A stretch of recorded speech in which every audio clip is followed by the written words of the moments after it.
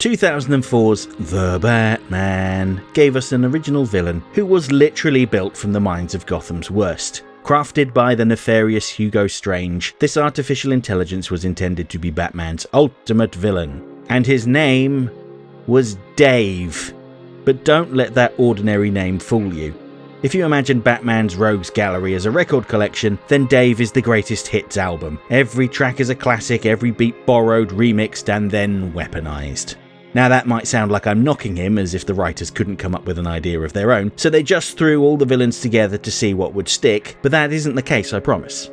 The twist is that D.A.V.E. was designed from the ground up to be derivative, a deliberate patchwork of Gotham's worst, like someone raided the Rogues Gallery for all its most dangerous verses and mashed them into one track. And that's exactly why he works. D.A.V.E. is powerful because he is derivative. He was built to be a copycat. His entire identity is imitation, which makes him one of the most unique threats the show ever threw at the Dark Knight. While many of the show's other original villains were riff on a single villain, the Toymaker is Toyman in all but name, Everywhere Man is the Multiple Man, and so on, D.A.V.E. was an entire playlist.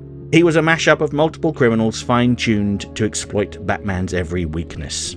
I'm going to stop using the musical references now, I'm sure you get the point. And again, just to emphasize this, I'm not saying that this is a bad thing. There's a considerable difference between an homage and a knockoff, but it might explain why pretty much none of the show's original characters have seen the light of day elsewhere. But in D.A.V.E.'s case, being derivative is a key part of his origin. He is the Digitally Advanced Villain Emulator, an artificial intelligence created by Professor Hugo Strange to act as the ultimate villain emulator. Its mind consisted of the psychological profiles of Gotham's greatest costume criminals, Mr. Freeze, the Joker, the Riddler, the Penguin, and Clayface.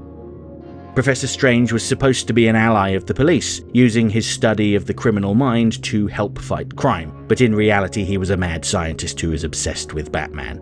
Yes, a lunatic was running the asylum, quite literally.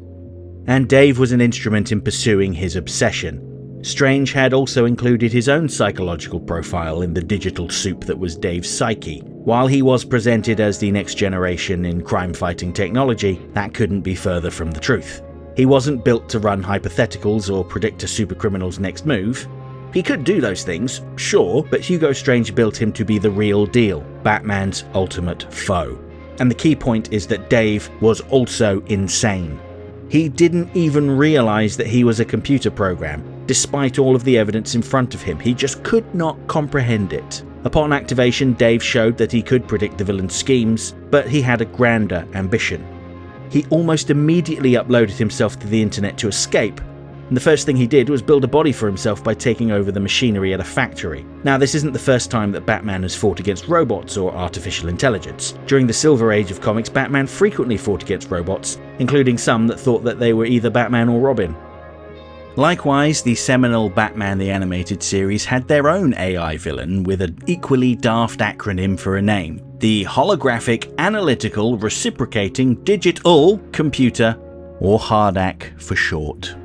Like D.A.V.E. in his original state, H.A.R.D.A.C was a stationary unit that housed a powerful supercomputer. Although unlike D.A.V.E., H.A.R.D.A.C used an army of robots called duplicants to replace prominent citizens and take over Gotham. It's also important to note that actor Jeff Bennett voiced both D.A.V.E. and H.A.R.D.A.C, which helped cement the connection between the two characters. While H.A.R.D.A.C is cold and logical, D.A.V.E. is theatrical and flamboyant thanks to that specific cocktail of insanity that went into his personality. And in some ways, D.A.V.E. is a great example of the difference in philosophy between Batman the Animated Series and The Batman. H.A.R.D.A.C's story was deeply philosophical. It questioned the definition of life, the significance of pain and loss, and whether the ends justify the means. D.A.V.E., meanwhile, is a kung fu fighting robot. Once again, I'm not saying that's bad, it's just a different flavour. And yes, they were both a nod towards the malicious AI HAL from 2001: A Space Odyssey. They pull references from that film, particularly with the red all-seeing eye. But to get back to the plot, once D.A.V.E. is free, he sets about trying to get the best of Batman. His first heist targeted one of Gotham's most secure data centers. Alfred, ever the exposition machine, calls it the house of all of Gotham's most sensitive data. D.A.V.E. effortlessly infiltrates the facility, casually deflects lasers to take out the guards, cracks the access codes in seconds, and expertly evades the security measures. When Batman arrives, Dave was fully prepared for him, as he catches batarangs, dodges Batman's attacks, and lands a few devastating blows of his own, all while maintaining a full conversation with Batman. He believes that committing crime and defeating Batman is his sole purpose in life, and despite all of the evidence to the contrary, firmly believes that he is human. He likens himself to Batman, who has dedicated himself to fighting crime, except that he is his opposite. He uses the stolen data to pilfer all of the money in Gotham, disable utilities, and then sign each building with his name in lights, all with the intent of invoking mass hysteria. Dave doesn't do half measures. He's obsessed with extremes. He must commit the ultimate crime. Batman's defeat must be the ultimate defeat, to the point that he comes across as being a deeply insecure person, but I suppose he was programmed that way by Hugo Strange, who is delighted with his creation's progress. Dave beat Batman in a hand-to-hand fight, and could have killed him there and then, but his ego and overwhelming urge to ultimately defeat Batman by exposing his identity or forcing him to defile his own morals led to his downfall. By analysing the city's data, Dave was able to determine Batman's secret identity. Once he knew Batman was Bruce Wayne, it didn't take him long to capture Alfred, find the Batcave, and set up a deadly game. Batman was forced to choose between saving Alfred and revealing his secret identity to the world. But Batman chose a third option: none of the above. He confronted Dave with the truth of his origin, that he was not a person. He was a computer program designed to think it was one. And this caused Dave's mind to crack, both figuratively and literally. Dave was ultimately crushed by his own death trap, with the Batcave's giant penny flattening him. At this point, he became little more than the ultimate curio in the Batcave's trophy room. That was Dave's only on-screen appearance, but he did return briefly in issue number 34 of The Batman Strikes, the show's official tie-in comic. In this story, Dave came back for a final caper, where in his damaged state he believed himself to be the Joker. He sought out the Riddler to compete for the title of Gotham's Master of Conundrums. Dave kidnaps Batman and seals him inside of action figure packaging. Presumably he had woken up in the Batcave trophy room and got the drop on Batman, and the pair task Batgirl and Robin with rescuing him. The dastardly duo took over a building, turning it into a multi-story series of death traps that Batgirl and Robin had to navigate through separately. The villain that stumps their respective victim wins the contest.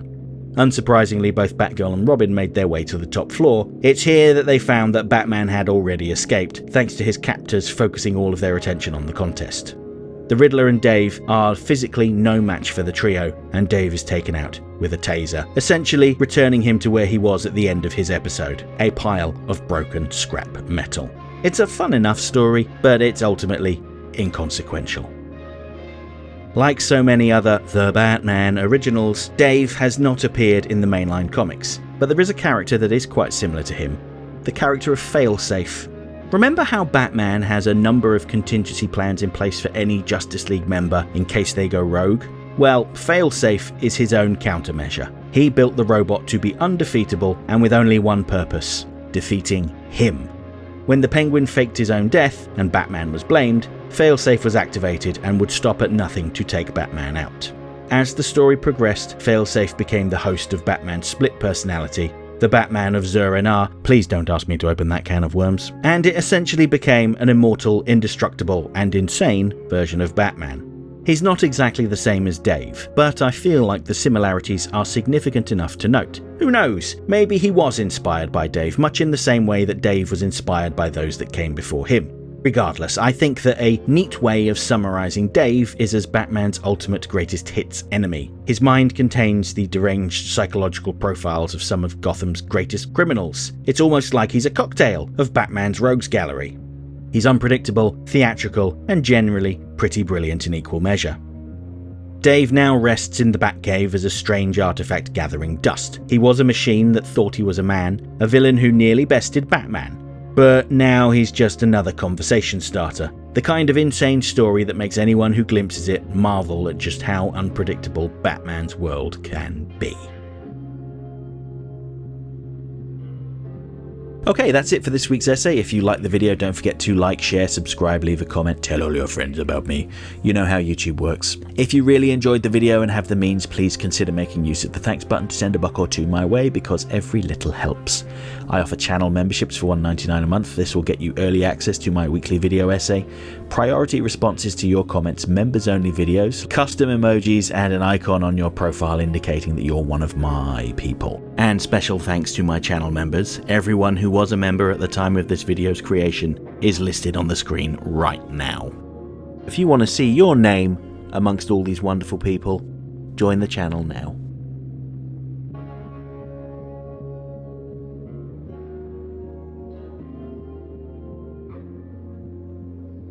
Next time.